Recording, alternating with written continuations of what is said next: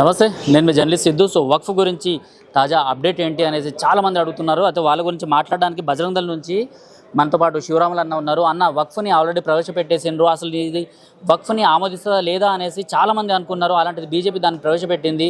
కరెక్ట్గా మనం లైన్ వైజ్గా తీసుకుంటే 370 ఆర్టికల్ తీసుకోవచ్చు, లేకపోతే దాని తర్వాత అయోధ్య తీసుకోవచ్చు. ఇలాంటి ప్రతి తీర్పులు ఫేవర్గానే వస్తున్నాయి. సో వక్ఫ్ గురించి ఇది వచ్చిన తీర్పు ఎట్లా అనిపిస్తుంది?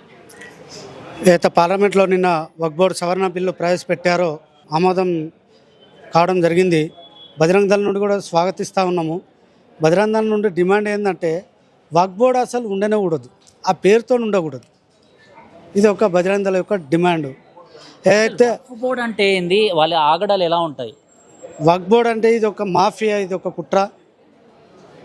వక్ఫ్ బోర్డు అంటే దానికి రాజ్యాంగం సంబంధించినటువంటి చట్టాలు కూడా దానికి వర్తించినట్టుగా ఇది చేయడము గత ప్రభుత్వం యూపీఏ ప్రభుత్వము అది 93లో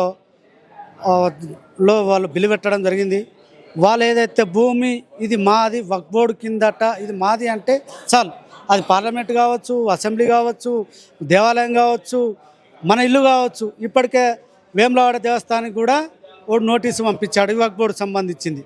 దీనికి ఏది చట్టం లేదు కాబట్టి ఇది ల్యాండ్ జిహాద్ పేరుతోని ఇది మత మార్పు యొక్క ముస్లింల యొక్క మతం పెంచుకోవడానికి యూపీఏ ప్రభుత్వం తీసుకొచ్చినటువంటి దుర్మార్గమైనటువంటి బిల్లు ఇది.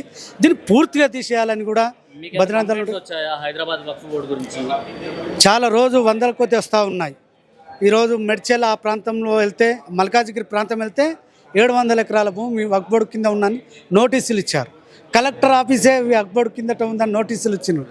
కాబట్టి ఇది వక్ఫ్ బోర్డు అనే పేరు ఉండకూడదు. ఇక్కడ ఏదైతే రాజ్యాంగం ఉందో అందరికీ సమానంగా ఉండాలి, ఏ ఒక్కరి సపరేట్గా చట్టాలు ఉండకూడదు అని కూడా బజరంగ్ దళ్ నుండి డిమాండ్ చేస్తాము. అండ్ ఇదే వక్ఫ్ బోర్డు గురించి చాలా అల్లర్లు జరుగుతాయి, దీన్ని తీసేస్తే అనేసి చాలామంది హింట్స్ ఇచ్చిండ్రు.